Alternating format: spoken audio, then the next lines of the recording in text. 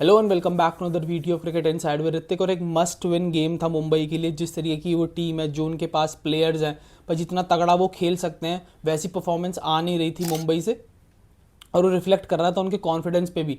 पर एक must win game चाहिए था, एक तगड़ा विन चाहिए था, चाहे बॉलिंग डिपार्टमेंट से हो चाहे बैटिंग से कुछ इंडिविजुअल ब्रिलियंस आए।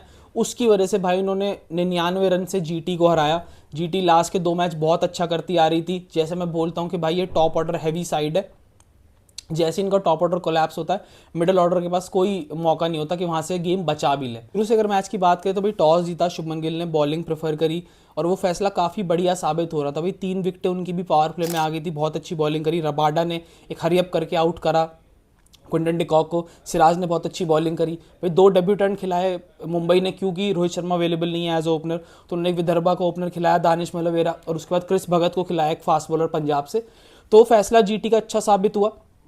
10 ओवर तक अगर आप मुंबई की बैटिंग देखोगे तो भाई मुंबई के 75 रन थे ओनली, कि भाई ये ज़्यादा से ज़्यादा 160 कर पाएंगे। और तिलक वर्मा बैटिंग कर रहा था उस समय। तिलक वर्मा के 22 बॉलों में 19 रन थे। वहां से अगर वो आउट होता तो बहुत क्रिटिसिज्म आता, पर जिस तरीके से उसने अपने गेयर शिफ्ट करे 10 ओवर के बाद, भाई अगली 22-23 बॉलों में उसने 80 से ज़्यादा रन बनाए।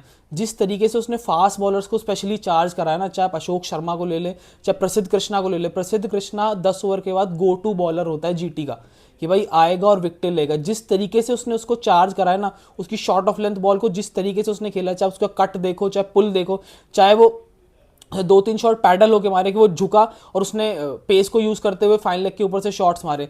तो बहुत ही बढ़िया मेरे हिसाब से इनिंग है। नंबर 5 पे आप हार्डली देखते हो कि कोई 100 मारता है। इससे पहले यूसुफ पठान ने एक मारा है, डेविड विलर ने मारा है, उसके बाद एक ये इनिंग है। और जिस सिचुएशन में आई कि भाई 75 पे है 10 ओवर के बाद टीम, वहां से 200 रन बना देना और सिंगल हैंडेडली वहां से पूरी इनिंग को कैरी करना, मेरे हिसाब से one of the best inning थी ये अब तक इस एडिशन की। और तिलक वर्मा की तो बेस्ट इनिंग है ये आईपीएल की अब तक।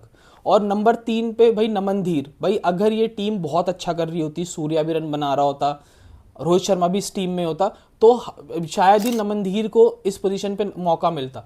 वो नंबर 7 पे ही बैटिंग करने आता, उसको एज एन इम्पैक्ट सब यूज़ करा जाता, कि 170-180 का उसका स्ट्राइक रेट था लास्ट ईयर भी इसी पोजीशन पे बैटिंग करके।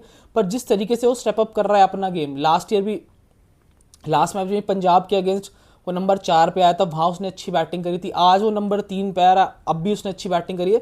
तो जो मौका उसको मिल रहा है भाई, वो जस्टिफाई कर रहा है कि क्यों मुंबई ने इसको इतना बैक करा, क्यों मुंबई इसको अब तक अपने सर्कल में लेके चल रही है। दो बहुत ही अच्छी इनिंग थी। पंजाब के अगेंस्ट वो विन नहीं आया, पर मेरे हिसाब से इनिंग वो बहुत अच्छी थी। और बात करूँ अगर जीटी की बॉलिंग की, तो बहुत अच्छा स्टार्ट मिला था उन्हें। 75 थे 10 ओवर के बाद 3 विकेट। प्रसिद्ध कृष्णा को जिस तरीके से तिलक वर्मा ने स्पेशली चार्ज करा ना, वहाँ से जीटी का कॉन्फिडेंस थोड़ा नीचे है, क्योंकि वो उनका गो टू बॉलर होता है। वो उसको हमेशा 10 ओवर के बाद लाते हैं और वहाँ से उनके लिए 2-3 विकेट निकालता है और इकॉनमी भी उसकी ठीक रहती है। जब उसको रन पड़े ना, वहाँ से जीटी थोड़ा बैकफुट पे आ गया था। और जिस तरीके से एमआई ने वो इनिंग फिनिश करी है कि लास्ट ओवर में भी उसने 1-2 छक्के मार के अपना 100 करा, एक हाई पे एमआई ने वो फिनिश करा, जो कॉन्फिडेंस उनको एज अ टीम चाहिए था, तो वहाँ उन्होंने फिनिश करा। फिर उनकी बॉलिंग आई, जसप्रीत बुमराह को पहला ओवर दिया गया। भाई हार्डली हमने देखा उसको अभी तक नया बॉल से बॉलिंग करते हुए या फर्स्ट ओवर करते हुए। और वो एक टेम्पलेट के साथ एमआई जा रहा था कि भाई ट्रेंट बोल्ट, दीपक चहार, हार्दिक पांड्या खुद शुरू के 3 ओवर करेंगे, बुमराह को हम 1 ओवर पावर प्ले में कराएंगे, उसके बाद हम पीछे रखेंगे। जिस वजह से विकेट भी बुमराह के कॉलम में नहीं आई और हार्डली आपने उसको as a best bowler use करा। अब क्योंकि हार्दिक पांड्या भी नया बॉल कर सकता है, दोनों तरफ वो स्विंग करा सकता है, और जसप्रीत बुमराह भी नए बॉल से बॉलिंग करेगा, तो पूरा अटैक करा मुंबई ने मेरे हिसाब से जीटी की बैटिंग को। और उनके दिमाग में भी ये था कि भाई इन तीनों को आउट करो ऊपर से, चाहे साय सुदर्शन हो, चाहे बटलर हो, चाहे शुभमन गिल हो, उसके बाद जीटी के मिडल ऑर्डर से आपको बिल्कुल रन नहीं आएंगे। और जीटी के लिए एक बहुत बड़ा कंसर्न है, जो मैं लास्ट ईयर भी बोल रहा था, कि भाई अगर आपका टॉप ऑर्डर रन करेगा तभी आप कोई मैच जीतोगे। 190-200 चेज करने जा रहे हो, आपके तीनों ऊपर से आउट हो गए, तो मिडल ऑर्डर का क्या फायदा है फिर। या ये राहुल तेवतिया, शाहरुख खान, ये इसी वजह से टीम में है कि भाई जब 5 ओवर में 70 रन चाहिए होंगे तब इनकी बैटिंग आएगी, तब ये मार के जिता देंगे।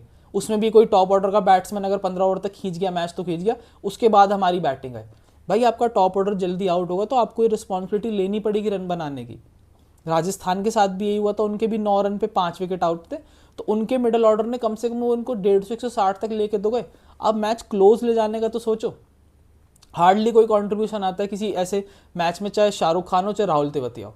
और एमआई की बॉलिंग पे जैसे मैंने बोला भाई, जसप्रीत बुमराह हार्दिक पांड्या के साथ उन्होंने स्टार्ट करा, अश्विनी कुमार को वो लेके आए, वो लास्ट सीजन भी मिड सीजन में आया था, उसने केकेआर के अगेंस्ट बहुत अच्छी बॉलिंग करी थी, 4 विकेट निकाले थे, आज भी उसने 4 विकेट निकाले, बहुत अच्छी बॉलिंग करी।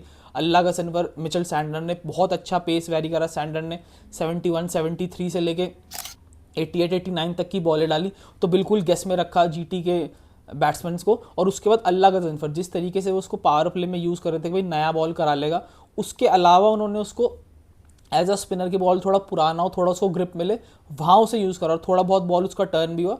तो मेरे हिसाब से जो ये मोमेंटम अब एमआई को चाहिए था कि भाई एक तगड़ा विन आए, हमारी बैटिंग भी क्लिक करे, हमारी बॉलिंग भी क्लिक करे, फील्डिंग भी उन्होंने बहुत अच्छी करी, जो कॉन्फिडेंस हार्दिक पांड्या को भी आएगा मेरे हिसाब से इससे, बॉलिंग वो फिर भी अच्छी कर रहा है एज अ बैट्समैन, अगर हार्दिक भी यहाँ क्लिक कर जाता है तो मेरे हिसाब से एक अलग ही टीम दिखेगी एमआई, जो हम उससे उम्मीद करते हैं कि भाई हाँ ये आएंगे मैच में डोमिनेट करेंगे, जीतेंगे, क्योंकि जो इंडिविजुअल ब्रिलियंस प्रोड्यूस करने के प्लेयर्स इनके पास है ना, आप पंजाब को ले लें, आप आरसीबी को ले लें, भाई इंडिविजुअल किसी के पास इतनी ब्रिलियंस नहीं है जितनी इस टीम के पास है, अगर ये क्लिक कर जाता है तो उसी के साथ मेरे हिसाब से मुंबई को आगे इस टूर्नामेंट में जाना चाहिए। और जो विन उनको चाहिए था अपना कॉन्फिडेंस बूस्ट करने के लिए, वो मेरे हिसाब से उनको मिल गया।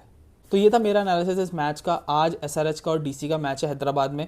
अगर हैदराबाद पहले बैटिंग करता है, उनके पास ज़्यादा चांस है कि उनके ओपनर्स खुला खेलेंगे, मिडल ऑर्डर खुला खेलेगा। डीसी के पास यही ऑप्शन है कि भाई आप पहले बैटिंग करो अगर टॉस जीतते हो, और फिर उनको चेज में फंसाओ। तो देखते हैं कैसा जाता है ये मैच। वीडियो अच्छी लगी हो तो लाइक शेयर सब्सक्राइब। जय हिंद।